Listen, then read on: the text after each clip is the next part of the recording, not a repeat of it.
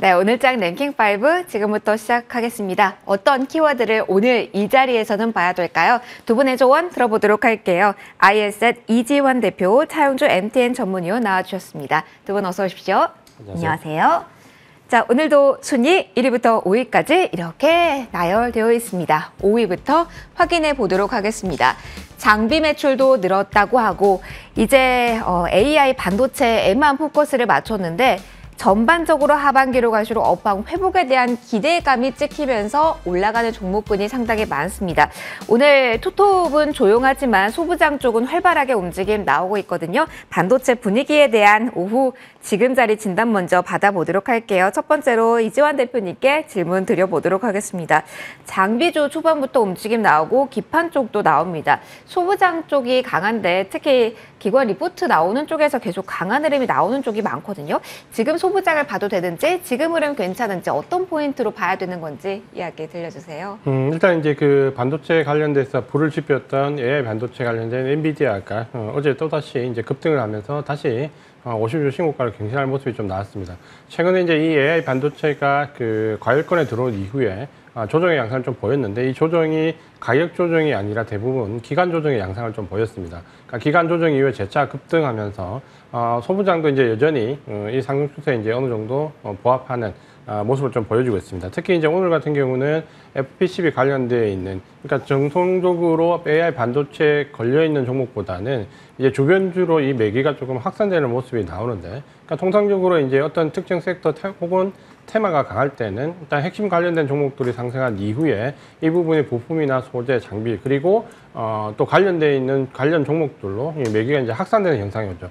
그렇게 본다면 지금 반도체는 핵심 종목 외에도 이 반도체 관련되어 있는 쪽으로 매기가 이제 확산되는 구간에 들어와 있습니다. 다만, 그러니까 오늘 뭐 PI 반도체를 비롯해서 관련되어 있는 종목들의 흐름을 보면 단기간 이제 너무 급등하는 모습으로 좀 나오고 있고, 이게 순차적으로 매물을 밟아가면서 올라가는 상승이 아니라 조정을 받다가 그냥 단번에 뭐 10%, 20% 급등하는 모습이기 때문에 이 부분은 이제 분명히 이제 단기 가격권에 좀 들어갈 수 있다라는 부분 좀 참조하시는 게 좋을 것 같고, 지금 만약에 이제 관련된 종목을 보유하신 분들이라면 급하게 청산에 대한 관점은 아니지만 이런 급등이 나올 때 분할로 물량을 좀 줄여가시는 전략은 좀 유효합니다. 그러니까 지금은 여전히 AI 반도체가 매기가 살아있지만 이 부분의 핵심주와 관련주에 관련된 부분은 분명히 주가 등락이 다음 주 정도 가면 좀 갈릴 거로 보입니다. 그러니까 이걸 본다면 AI 반도체 직접적으로 실적 상승이 기대되는 쪽으로 좀 추격해서 보는 전략이 좀 필요하고, 그렇다면 이번 주에 이 관련주들이 상승하는 것은 추격 매매하는 것은 좋지 않다, 이렇게 말씀을 드리고 싶습니다.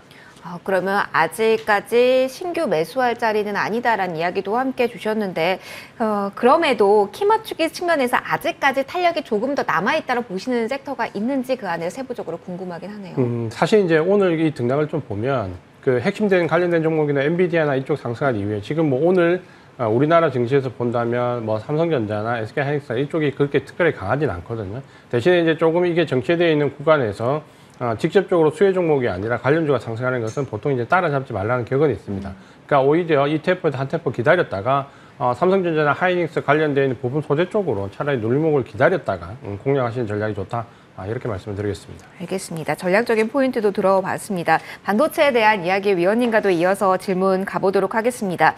어제 시장 많이 흔들릴 때도 사실 SK하이닉스와 삼성전자는 어느 정도 버텨주고 지켜준 느낌이 있잖아요. 자, 오늘 자리에서는 어떻게 보시는지도 궁금합니다. SK하이닉스 장 초반의 신고가 그리고 현재 보합권이거든요. 아직 강하다, 지켜주고 있다라는 관점으로 바라봐도 될지요?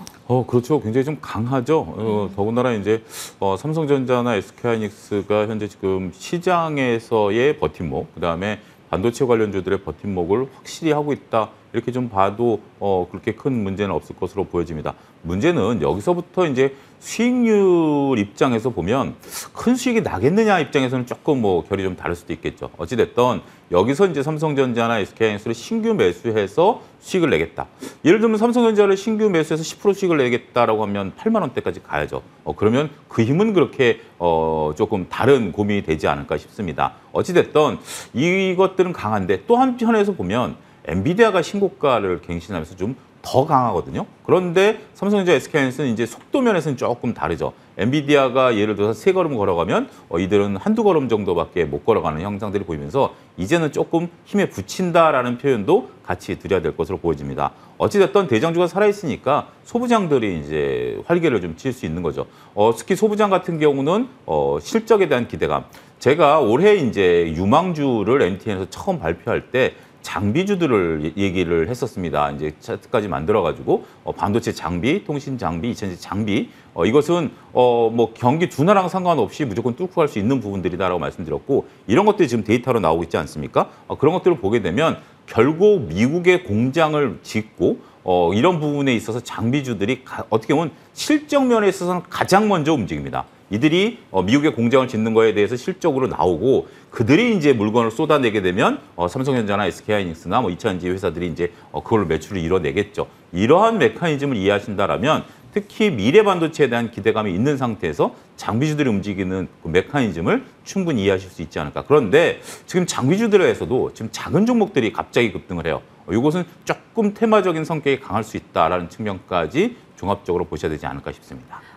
그럼에도 장비주 가운데서는 2분기 실적부터 서프라이즈 수준으로 나올 수 있다라는 리포트 나오는 종목도 속속 나오거든요. 하반기가 아니라 당장 2분기 실적이 좋다라는 나오는 리포트 가진 종목은 그래도 긍정적인 시각으로 지금부터 바라봐도 되죠. 그렇죠. 그런 것들이 이제 크게 튀어나올 때는 트레이딩 보셔야 되는데 이게 왜 이제 여러분들이 그러냐면 장비주들이 작년 연말서부터 발주가 되고 들어왔습니다. 특히 이제 삼성전자 같은 경우 이제 작년부터 칩스법에 따라서 미국에 공장을 짓겠다라고 발표를 하지 않았습니까? 그런데 지금 공장을 지을 때 여러분 생각을 한번 해보십시오. 차분하게 계획을 세워가지고 다양한 것들을 하는 게 아니라 칩스법에 따라서 지금 달려가는 거 아니겠습니까? 달려갈 때는 아는 사람을 데리고 갑니까? 모르는 사람과 일을 합니까? 아는 사람을 데려가야죠. 그게 바로 기존에 거래했었던 장비 업체들이고 보통 설계 단계에서 장비는 같이 발주가 들어갑니다. 자, 반도체 공장을 짓는다? 땅 파기 전에 설계도가 나와야죠. 그럼 설계도에는 뭐가 나올까요? 장비들의 위치가 나오는 거죠. 그래서 아는 애들을 데려가는 거고 이미 발주가 나왔고 그게 이제 지금부터 시점이 되면 6개월이 지났기 때문에 장비 회사들은 이걸 이제 미국으로 실어 보내야죠. 이러면서 이제 매출이 발생하는 거기 때문에 2분기부터 매출이 본격적으로 나올 겁니다. 수주 잔고에 대한 것들은 여러분들이 반도체 리포트를 올 봄 거를 보면 작년 4분기, 올 1분기 수주 받아놓은 것들을 정리한 것들이 있거든요. 그건 뭐냐면 각 기업들이 수주를 공시하잖아요. 이걸 하나 모아놓은 리포트들도 있습니다. 저희가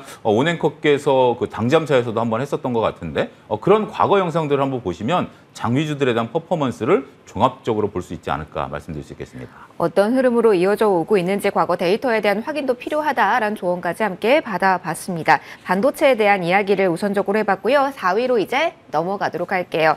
시장 이야기와 더불어 좀 해야 될 것 같습니다. 가장 궁금한 부분이 여기일 것 같아요. 2차 전지에 대한 이야기를 바로 시작해 보도록 하겠습니다.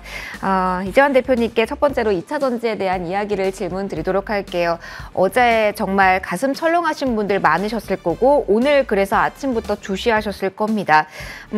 추가로 크게 흔들리지 않음에 안도하시는 분도 계실 거고 에코프로 기준으로 본다면 반등하지만 반등폭이 미약해서 조금은 아쉬운 분들 그리고 이슈에 대해서 의구심 아직 가지고 계실 것 같거든요.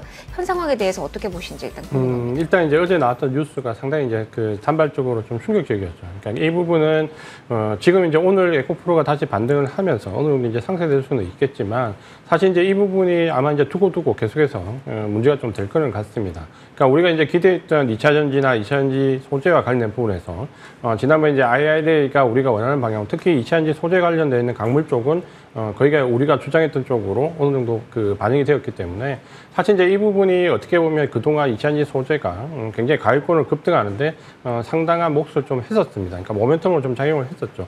근데 이제 어제 이 부분이 중국의 이제 포션이라는 2차 전지 업체가 미국에 토지를 매입하는데 허가를 받았다. 물론 이제 형식적으로 본다면 폭스바겐 25%의 지분을 가지고 있고 표면적으로 보면 이게 중국 기업이냐 뭐 혹은 독일 기업이냐라는 논란이 좀 될 수도 있겠지만 사실은 뭐 이게 폭스바겐이 중국에 이제 전략적으로 가장 큰 포션을 차지하고 있기 때문에 중국 업체가 전략적 개요를 했고 이거는 분명하게 제가 볼 때 중국 업체입니다. 그러니까 그걸 미국이 알고도 허가를 해줬다라는 부분이 과연 이제 이번에 지금 블링컨 국무장관이 중국을 방문하는 것을 앞두고 어떤 이제 정치적인 부분 때문에 고려냐 아니면 정말 근본적으로 IRA에 중국 업체들이 수혜를 받을 수 있는 길을 열어주느냐라고 본다면 아직 그럴 가능성은 없지만 어쨌든 이 허가가 났다는 부분은 만약에 이 부분이 구조적으로 다른 중국 업체들도 이렇게 우회적으로 미국에 진출하는 길을 터주는 길이 된다면 이 부분은 분명하게 우리가 기대했던 IRA 수혜에서 상당 부분 2차 전지와 관련된 부분에서 이익이 훼손될 가능성은 분명히 있습니다. 그러니까 이게 아직까지는 그 정치적인 부분이기 때문에 이게 어떻게 해결될지에 대한 답이 없기 때문에 뭐 어제는 급락하고 오늘은 급등하고 뭐 이런 식의 반복이 될 수 있겠지만 만약에 근본적으로 말씀드린 대로 이 부분이 중국 업체들에게 문호가 개방되는 거라면 이거는 우리가 아마도 증권회사에서도 애널리스트들이 아마 목표가 산정을 다시 해야 되는 그런 상황이 좀 될 수 있습니다. 그래서 이거는 지금 결론이 없는 부분이기 때문에 정치적 상황, 특히 블링컨 장관이 중국에 가서 해당 결과가 어떻게 되느냐에 따라서 아마도 좀 유동적일 것 같고 그때까지는 좀 관망하면서 보되 상당히 좀 조심을 해야 된다. 이렇게 말씀드리고 싶습니다. 알겠습니다. 어제 이 시간 반응을 같이 해주셨던 위원님께도 같은 질문을 드리도록 할게요. 일각에서는 이 이슈 주목해야 되는 것은 맞지만 어떻게 보면은 빌미가 되었다라는 이야기도 있거든요. 즉각적으로 나온 이슈도 아니었고 그 전에 한 번 더 언급이 되었던 이슈이기 때문에 오후장에 그렇게 빠진 거를 연결하는 게 맞는가와 함께 오늘장의 흐름을 고개 갸웃하시는 분들도 계실 거거든요. 어제 오늘 저희 함께 해주고 계시니까 그 흐름들을 연속성장해서 이야기 좀 들려주세요. 예, 어제만 하더라도 저도 이제 속보만 가지고 들어와가지고 내용을 전달 못 드렸고 요거에 대해서는 저희가 이제 11시 때 코너에서 제가 조금 전에 좀 자세하게 깊게 좀 분석을 해드렸습니다. 오늘 이제 다양스럽게도 한 증권사에서 발빠른 이제 산업 리포트가 나왔고요. 간단하게 이제 정리를 하자면 일단 지금 이제 중국과 미국과의 이제 싸움, 여기서 IRA법이 되면 IRA법은 이제 연방정부법입니다. 근데 지금 이제 구아시안이라는 중국 업체가 지금 이전 대표님 말씀하신 것처럼 이제 폭스바겐이 대주주에 25%를 갖고 있고 물론 나머지는 이제 중국 사람들이 갖고 있습니다만 이게 미시간 정부의 보조금을 받은 겁니다. 그러니까 이제 보면 IRA법에 대한 보조금이 아니라 미시간 정부의 보조금인데 이 보조금이 좀 결이 달라요.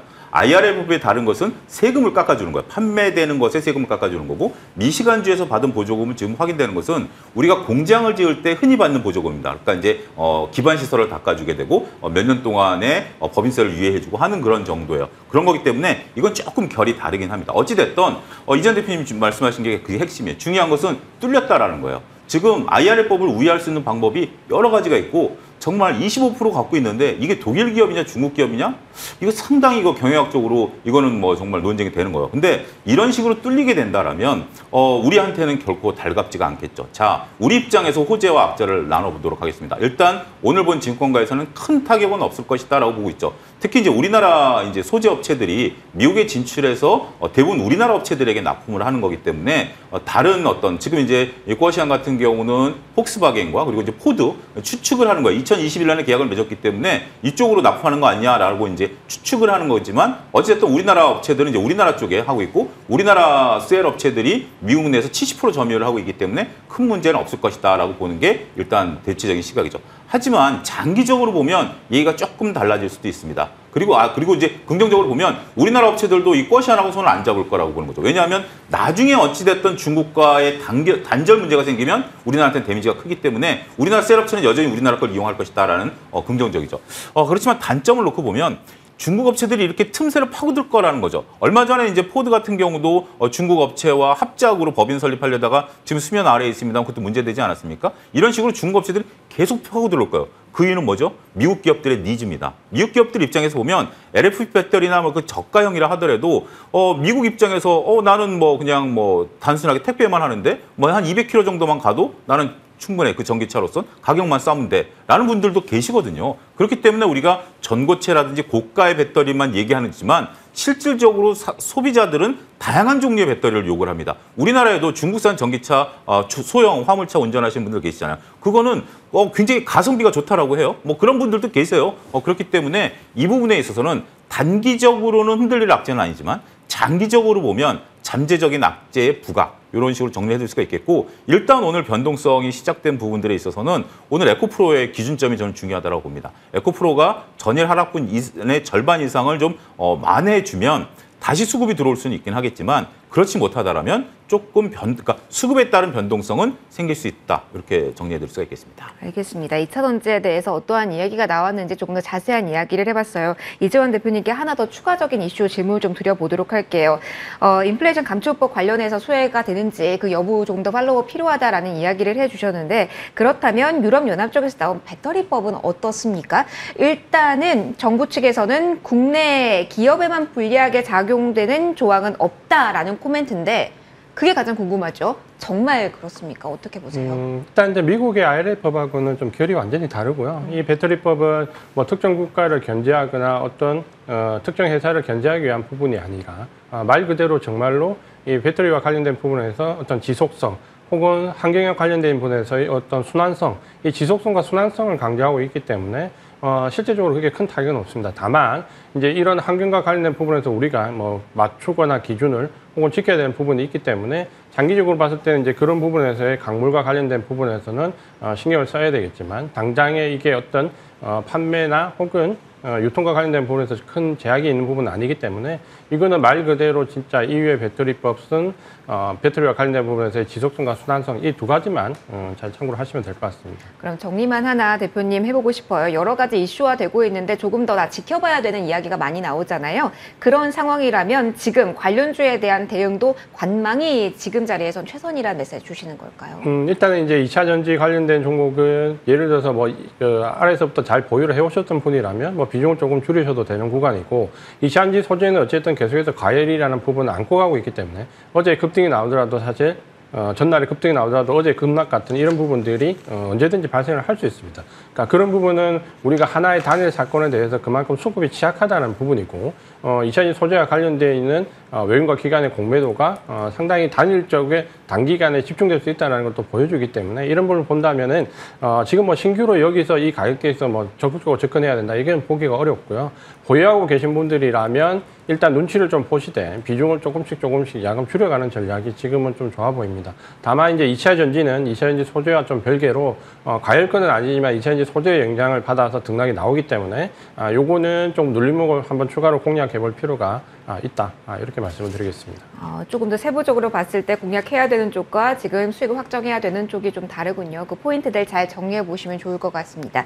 2차 전지에 대한 이야기 4위에서 해봤습니다.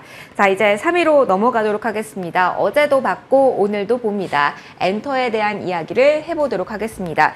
시장 흐름이 부진할 때도 흔들릴 때도 강할 때도 엔터에 대한 흐름이 이어지고 있습니다.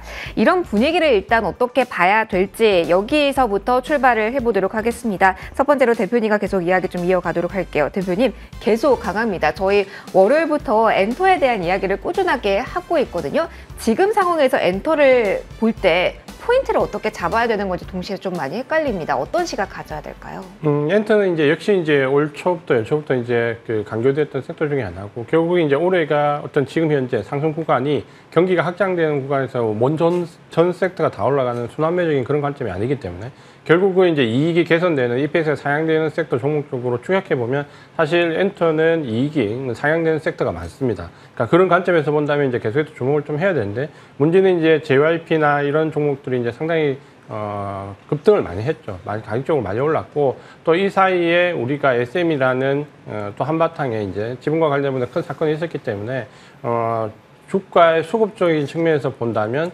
아마도 접근할 수 있는 종목과 그렇지 않은 종목이 조금은 이제 나눠지는 시기입니다. 그렇게 본다면 JYP나 하이브 같이 상당히 고가를 계속해서 형성해 가는 종목도 있고 반면에 SM처럼 조정을 받았다가 이제 그 상승을 좀 전환하려는 종목도 있고 YG처럼 지금 그 상승한 이후에 좀 쉬어가는 종목이 있습니다. 그러니까 지금 구간에서 만약에 신규로 접근하려면 일단은 쉬어가는 종목에서 눌림을 좀 기다리는 종목을 공략해 보시는 게 좀 맞을 것 같고 다만 지금 현재 이 엔터주의 가장 그 취약한 리스크 중에 하나는 실적이 분명히 개선되고 좋을 거라는 기대감은 상당히 있는데 이게 최근에는 우리가 알고 있는 것처럼 이 한중 관계가 악화되면서 여기에 대한 변수가 조금 있습니다. 그러니까 이 부분이 다른 그 게임주나 다른 개별 민감 그 소비주와 관련된 부분에서 반영되는 게 사실 지금까지 엔터주에는 큰 영향이 없었거든요. 근데 이게 만약에 이제 좀 수면 위로 부각이 되면 그러니까 일부 종목들은 영향을 좀 받을 수 있습니다. 그러니까 그걸 좀 고려해서 가능하면 엔터주는 그 지금 눈에 보이는 대표적인 대형주 위주로 공략을 좀 하시는 게 좋습니다. 보유자분들은요, 대표님 매도 사인이 그러면 살짝 나왔다라고 저희 봐야 되나요? 아직까지 매도 사인이 나왔다라고 좀 보긴 어렵고요. 뭐 JYP나 이런 거 보면 상승 기조로 계속해서 이어가지만 다만 이제 상승 탄력이 좀 둔화되었다. 일부 차익 실현 물량이 조금 나온다. 이런 관점으로 보시면 될 것 같고, 이 엔터뿐만 아니라 우리가 지금 최근에는 여러 가지 컨텐츠 관련된 부분에서도 반영이 좀 많이 되는데, 엔터와 컨텐츠는 제가 봤을 때 조금 분리할 필요가 있고, 이 컨텐츠는 아마 이제 이해득실 계산이 굉장히 복잡할 것 같습니다. 그러니까 엔터 외에 컨텐츠에 좀 집중돼서 투자하는 부분은 제가 봤을 때 투자를 조금 더 감망한 이후에 옥석을 좀 가리고 하시는 게 좋다. 이렇게 말씀을 드리고 싶습니다. 알겠습니다. 투자 아이디어 확장을 어느 방향성으로 할지까지 팁을 주셨는데 많이 궁금해서 이 이야기 위원님과도 이야기 나눠보도록 할게요. 엔터가 강한 가운데 계속 저희는 여기서 확장할 수 있는 아이디어를 계속 찾고 있는 중이었거든요. 그러다가 최근에 눈에 띈 게 콘텐츠. 그래서 리포트가 나오면서 하루 강하게 오른 그리고 리포트 나오고 그 다음날 강한 종목이 있습니다만 다소 아쉬운 게 연속성이거든요.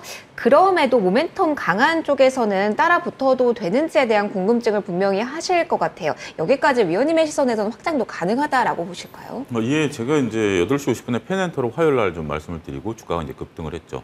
근데 원래 이제 바닥에서 자리 잡고 올라갈 때는 변동성이 좀 있게 마련입니다. 그러니까 이제 우리가 확연히 이제 이 종목을 사야 돼요라고 이제 많은 시청자분들이 물어볼 때는 이미 주가가 어느 정도 퍼포먼스를 보일 때요. 지금 현재 펜엔터 차트가 제 얼굴 옆으로 나오지만 저 차트 상에서는 여러 가지 생각이 가능합니다. 미래에 대한 전망이 좋다고 하지만 주가가 뚜렷하게 올라가는 게 보이지 않아요. 그러면 일단 관심권에 접어들죠. 근데 저런 차트가 나중에 그 JYP처럼 우상하고 나면 이제 저 JYP 사야 돼요? 오히려 펜엔터와 JYP 중에 뭘 살래라고 하면 많은 시청자분들은 의외로 JYP를 사야 되지 않느냐라고 하시죠. 근데 저는 입장이 다릅니다. 펜엔터를 이제 보셔야 된다는 거죠. 펜엔터 같은 경우 올해 사상 최대 이익을 지금 계획을 하고 있습니다. 이게 이제 가장 중요한 게 뭐냐면 드라마 제작사 같은 경우 IP를 넘겨버려요. 그러니까 이제 드라마가 흥행하던 안 하던 이들은 제작비만 받고 하는 거예요.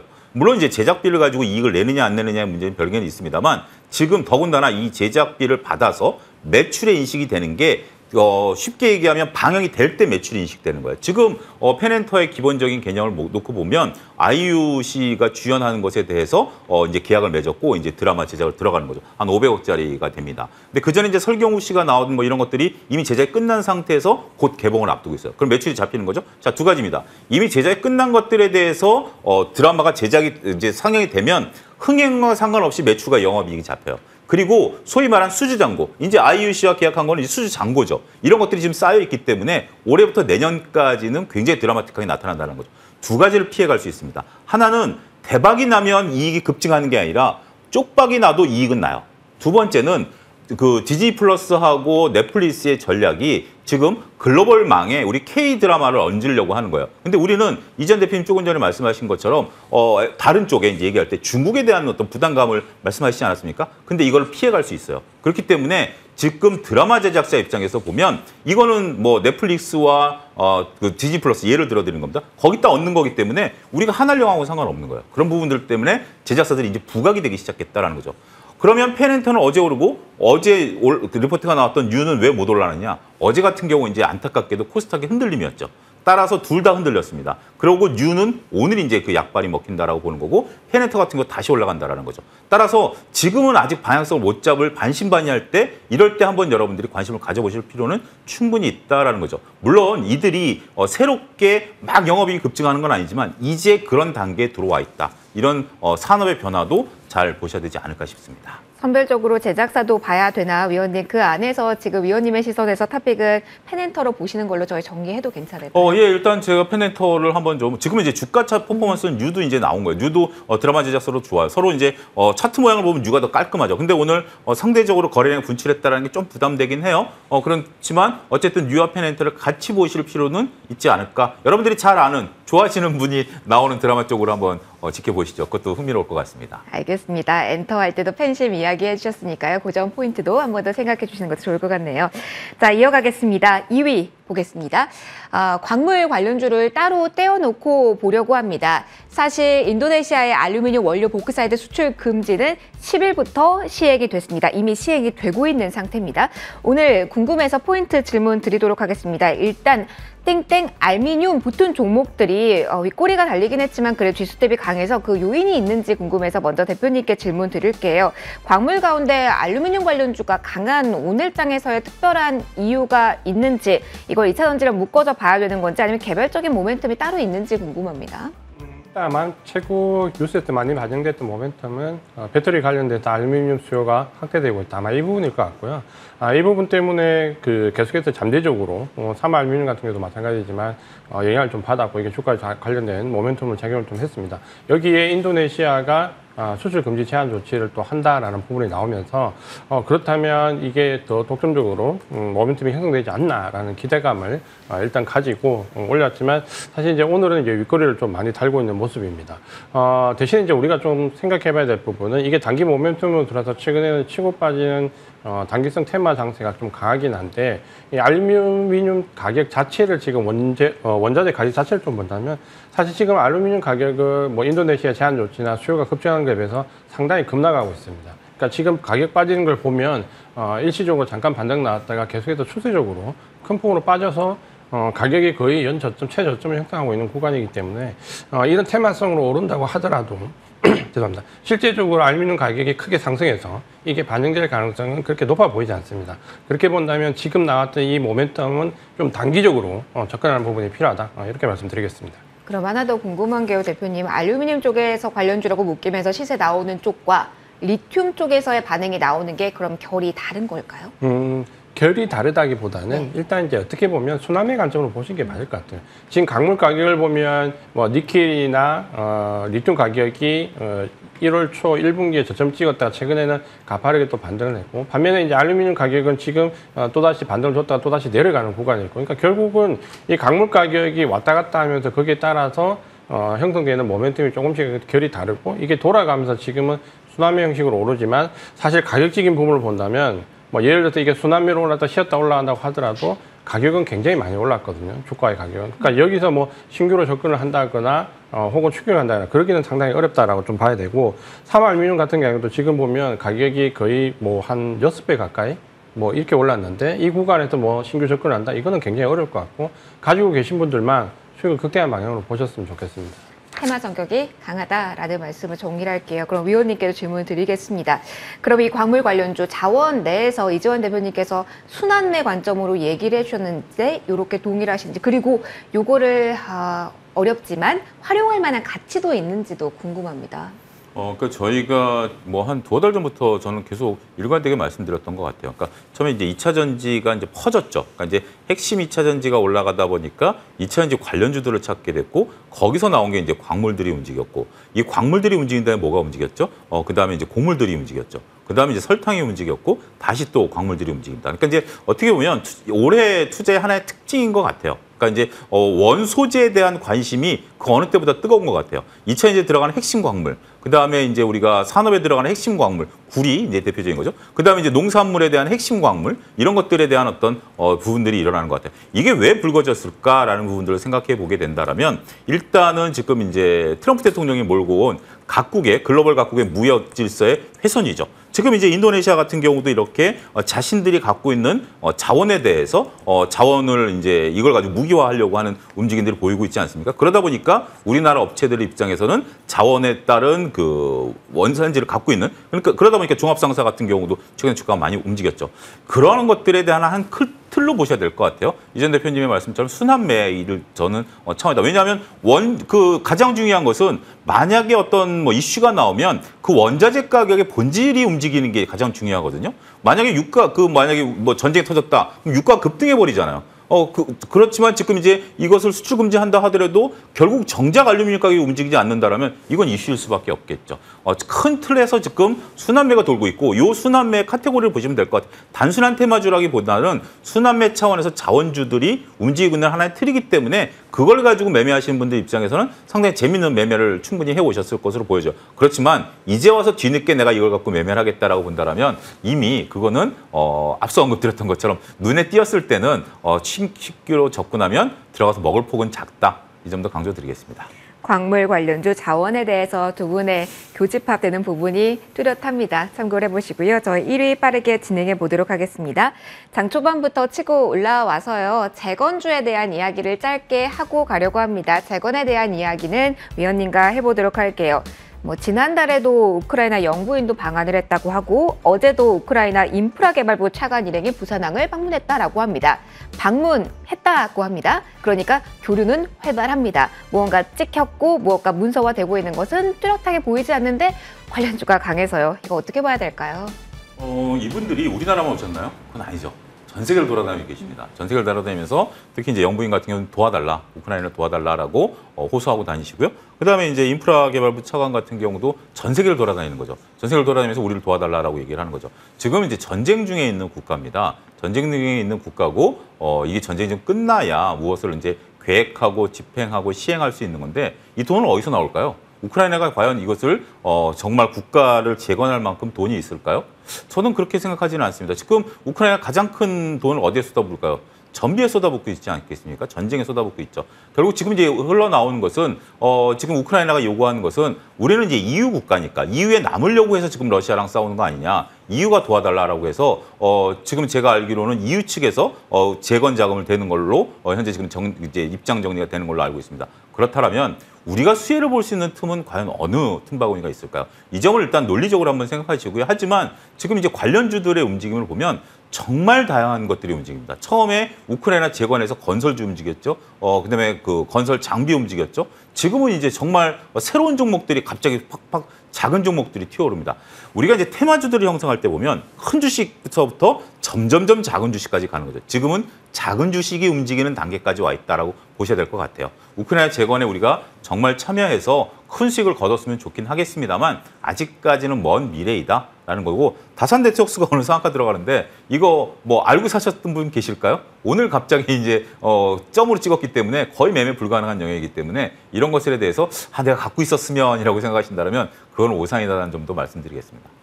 재건 관련주까지 키워드 정리 여기서 마무리해 보도록 하겠습니다. 이제 원픽의 시간으로 넘어가고자 하는데요. 오늘 이재환 대표님께서 원픽 가져와 주셨습니다. 바로 질문 드릴게요.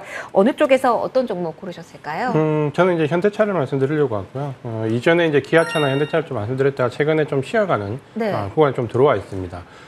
지금 이제 만약에 신규로 뭔가 노리려고 하시는 분들은 아마 고민이 추격을 할 것이냐 아니면 순환매를 기대할 것이냐 이런 고민을 하실 건데 사실 이제 순환매를 기대할 수 있는 장은 아니면 결국은 가는 말에 올라타야 되는데 그중에서 2차 전지가 가장 먼저 조정을 받았고 지금 상승을 좀 했고 그다음에 지금 자동차가 조정을 한창 받고 있습니다. 그러니까 반도체는 지금 너무 과열권에 들어가 있고요. 그렇게 본다면 자동차에 좀 관심을 가져볼 만한데 물론 이제 여기에 실적을 놓고 지금 1분기 실적을 놓고 2분기 실적에 대한 기대치가 감론을박이 활발하게 좀 벌어지고 있습니다. 근데 제가 볼 때는 지금 수급적으로 보거나 혹은 올해 하두가 EPS 개선이라고 본다면 현대차나 기아는 좀 눌릴 때 공략을 좀 한번 해볼 만합니다. 그래서 보유하고 계신 분들이라면 추가 매수 지점을 그리고 신규로 공략해 보실 분들이라면 한번 노려볼 필요가 있다. 지금 가격에서 좀 짧게 보시는 분들은 한 23만 8천 원 정도까지 좀 단기로 보실 수 있고 손절 가격은 짧게 18만 8천 원 정도를 놓고 보시는데 가능하면 좀 긴 호흡으로 분할로 좀 길게 대응을 하자. 이렇게 말씀을 드리겠습니다. 대표님 저희와 함께 해주시면서 기아만 4번 추천이 나왔는데 이제 현대차까지 추천주로 올라왔습니다. 자동차주 모아갈 구간이라는 이야기 해주셨습니다. 여기서 마무리할게요. 지금까지 차영주 MTN 전문위원 ISR 이재환 대표 두 분과 함께 랭킹5 진행해봤습니다. 고맙습니다.